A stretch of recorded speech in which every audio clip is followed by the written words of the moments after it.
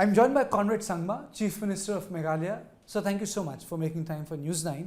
And let me begin this conversation by asking you, what are the challenges for a state like Meghalaya in terms of sustainable development, in terms of employment, and in terms of generating an economy which is environment friendly? The challenges are, of course, many, but in the last 5 decades, Meghalaya has seen almost close to 27 governments. And my personal opinion in terms of economic policy making is that a certain sense of stability has to be there in terms of politics to be able to roll out a sustainable economic model, whether good or bad. At least the sustainability and the continuity has to be there. So the biggest challenge for Meghalaya has been the political stability, which was missing for quite some time. In the last 8 years of my government, it took me about 2 years to really stabilize a lot of issues, to be able to create and make the system feel that we are on track of trying to implement a certain goal, a certain vision.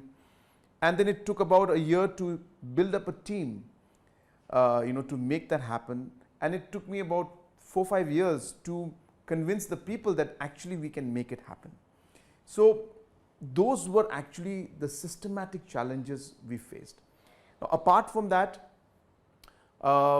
large investments have not come into our state.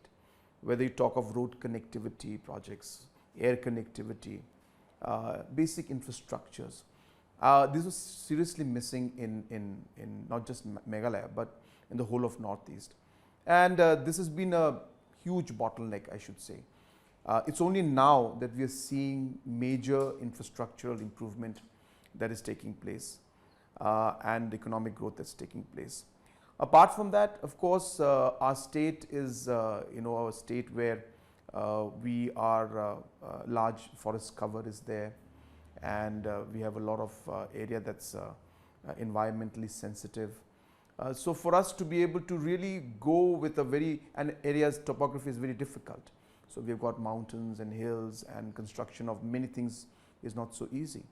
So you look at all of these aspects that even when we try to do something, we have to overcome those challenges which may not be there in, say, plain areas or mainland areas which are slightly more easier in terms of topography and other aspects of forest cover and other aspects of environmental issues.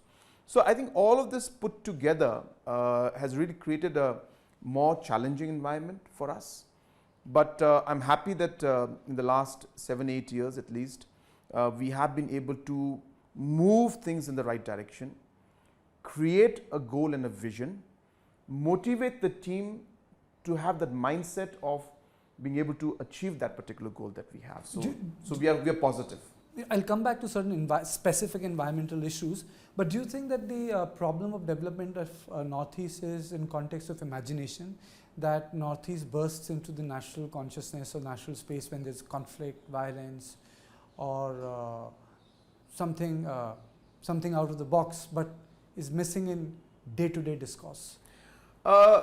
Yes, and also not completely yes, but it's important for, I guess, the people who matter, at the center and important decision makers, to have that thought, and that desire to be able to do something for smaller states, and especially Northeast. And I've seen that this current dispensation, especially with Honorable Prime Minister there, he has got a clear focus and he doesn't hide it.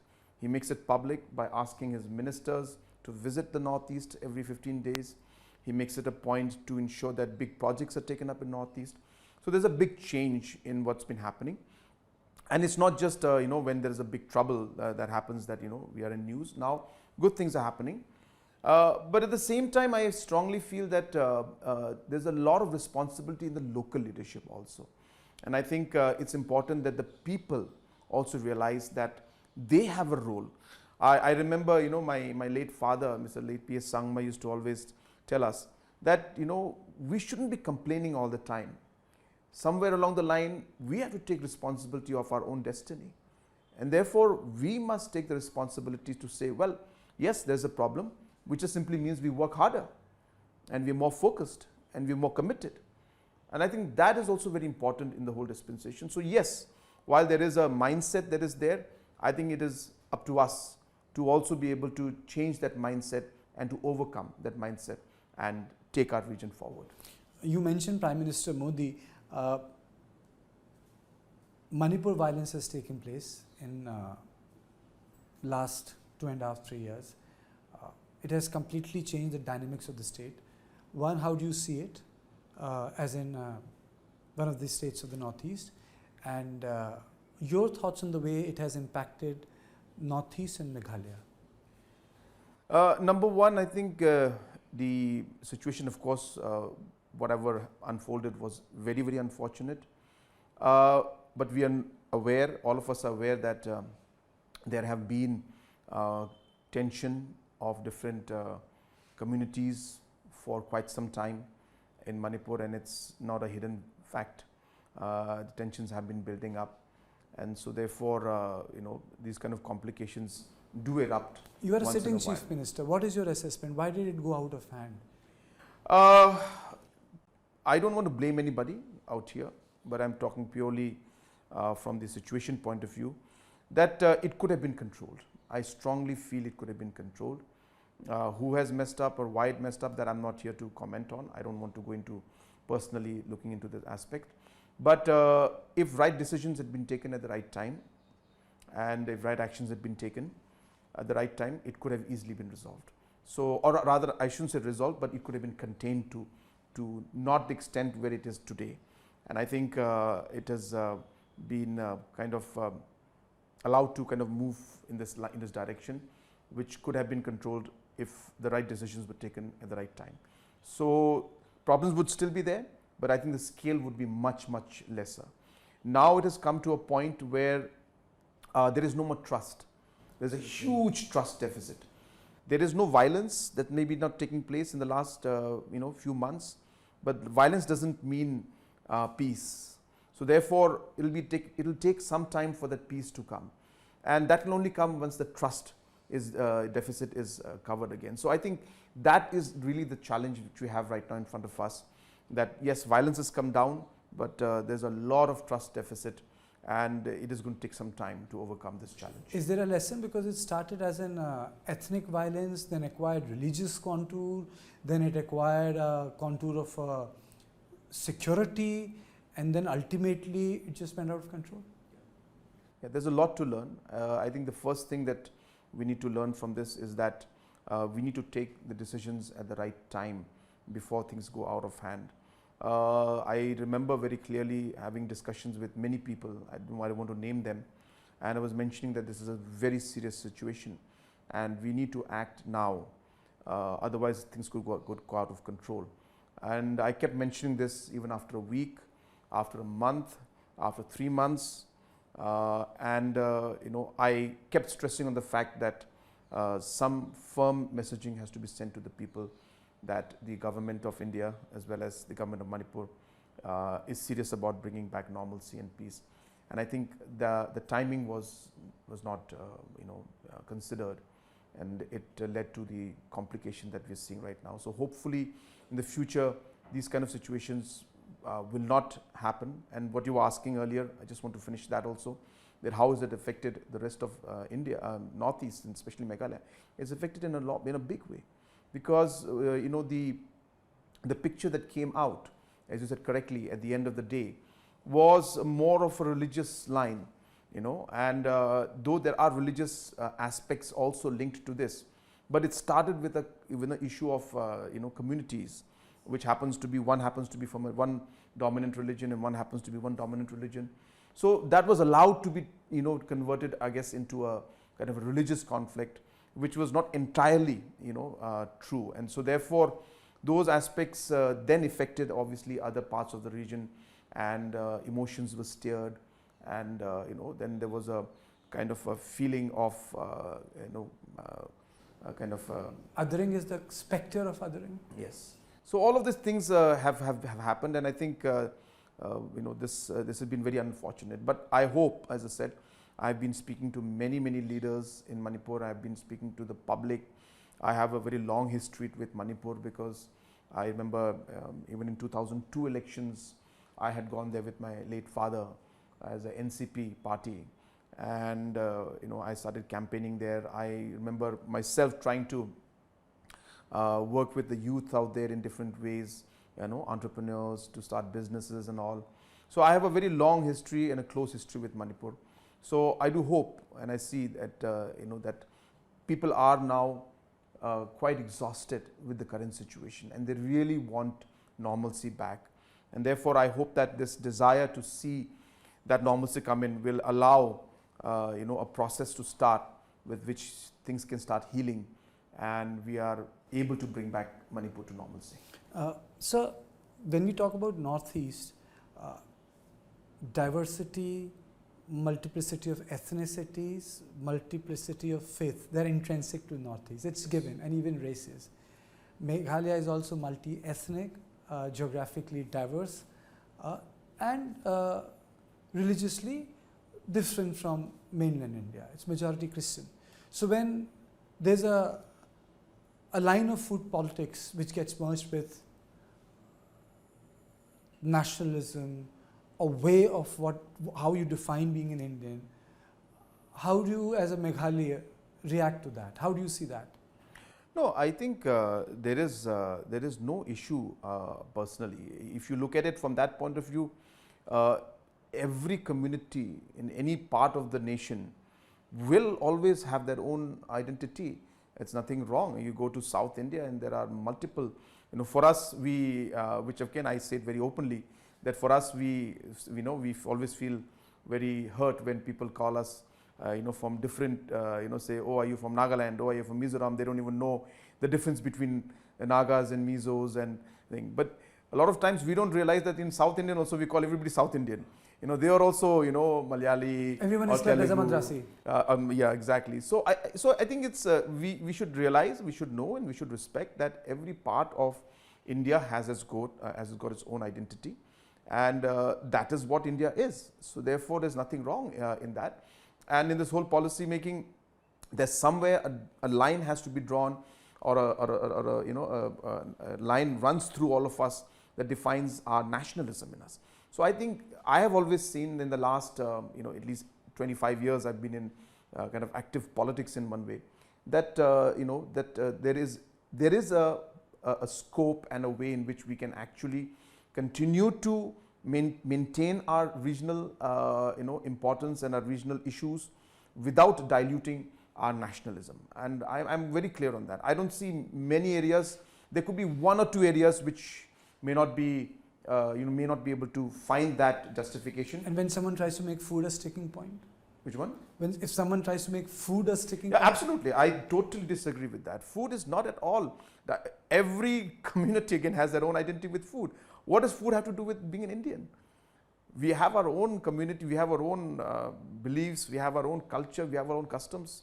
I think that should never be a part of a nationalism agenda. Nationalism is about security of the nation. It's about the different issues about what India is as a nation, and about our country, our economic growth. I don't think it's about the religious or the cultural aspects of every community. I think that's not the way. Okay. How big is the problem of illegal immigration? Because there is a politics that is taking place in North India. I really don't want to get into those nitty-gritties of SIR and NRC, but in context of Meghalaya, in context of Northeast, illegal immigration is an issue. Does it impact Meghalaya? We have a very long 440 plus kilometers of border with Bangladesh. And of course, we have got surrounding states also, which have again even a longer border with Bangladesh. So therefore, keeping those factors in mind, we have challenges of illegal immigration, and they somehow manage to find a route to legalize things and then come into the system. So therefore, it is a challenge. There is no doubt about it. And I think if anybody says it's not a challenge, then they are just running away from a problem. But I feel strongly that there are ways and mechanisms to be able to fix it. There are systems that we can put in place to not 100% stop it, but I think to large extent reduce things. And so therefore, it is an issue, it is a problem. I think it requires us to really put in a very strong systematic way to deal with those issues. And I think that is maybe, of course, it's a long discussion. There's no right way, there's no wrong way. I had once spoken about this and I got flagged for that, which is a work permit system. At one point I'd mentioned about 7 years back to late Madam Sushma Swaraj in a conversation, and it somehow came out in the press. I'd mentioned to her that, work permits are working very effectively in the rest of the world. And if you look at it, people who come from illegally try to immigrate to India, they're looking for economic benefit. They're not looking for electoral benefit. But they know that to get the economic benefit, electoral way is the only way to come in and get the economic benefit. So if there could be understanding, where people would accept, I'm not saying that it has to be done. I'm just discussing for the sake of having a discussion and debating about this point. So there are mechanisms which we can explore and look at, where we can actually put a stop to this in a way in which it doesn't dilute our demographic. You can work, come here, make money, go back to your country. It happens everywhere. You go to UK, you go to Australia, you go to all these nations. You don't need to fake an Aadhaar. Exactly. You go to Dubai. What happens? I mean, you can work, you do everything, but you just can't, have the rights that the people, indigenous people from there have. In Australia, you can have all the work permits, you can get every benefit you want, but you can't vote. And the people who go there said, we don't want to vote. We just want to work and we want to earn, and they need the manpower. One of your state parties, for example, BPP, is talking about inner line permit. Is it? No, we have also spoken about it. In fact, we have passed a resolution for it that an inner line permit should be given. Now, again, is it workable? Yeah. So again, just to get to exactly a point, the issue is not inner line permit or a work permit, or should we have a different system. Issue is illegal immigration. Now, question is that for the people and for the citizens and even for government, there are limited options as per law that is available as of today. So though, do we want ILP? Well, ILP is not what we are saying that, oh, this is what we want. We want a check on illegal immigration. So ILP seems to be the only way that we see right now in front of us, because that's the only legislation that is there that has a mechanism to check people to come in.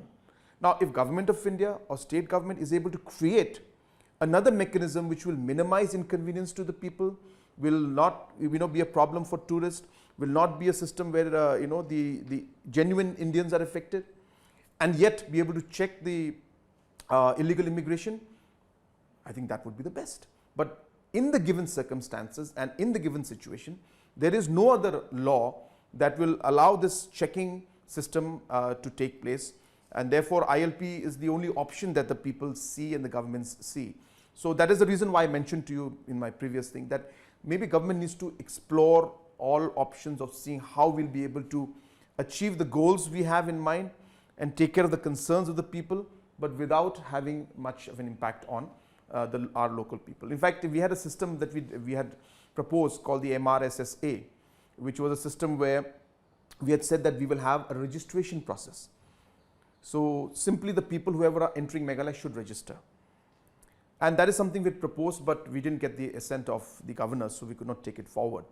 But registration is not a mandatory kind of a system where say you have to take a permit. Okay. It's not a permit, it's a registration. Okay. Means you're coming as a tourist, just register, you'll get a QR code, and that's it. So that we know who you are, we know when you're coming, where you're staying, and when you're going back.